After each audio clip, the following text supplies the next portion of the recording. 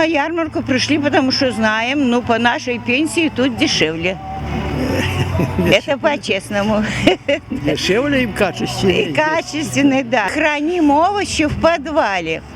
А в подвале у нас вырыта ямочка, туда, где мы картошку сыпем. И туда и морковочку ложим, и бурачки, в общем, все туда, и все хранится очень хорошо. Ну, у нас есть в гараже подвал свой. Овощи не портятся? Нет, не портится. А зачем вы такими большими объемами? А потому что у нас большая семья. Это еще мало, мы потом еще будем брать. Это пока еще только так, еще мелко. Лук в подвале нельзя хранить. У нас есть там комнатка такая. Мы ложим в нее. Там прохладно, и он прекрасно лежит. А где вы храните? На даче. Не портится? Нет. А что ей портится в подвале? А почему именно вы закупаете такими большими порциями, а не в магазин выходите? Купил и забыл, чтобы не ходить по 35 раз в магазин.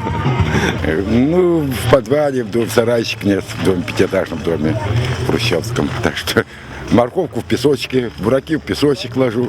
Специальных хранилищ, в которых оборудован специальный температурный режим, в котором хранятся овощи все по отдельности. То есть как бы сейчас уже наше фермерство все располагает, и мы все делаем. Часть на балконе. А не портится? Смотря какой продукт и смотря на какое время. Сколько запасов вы вообще набираете? Ну, до Нового года. Где вы храните овощи?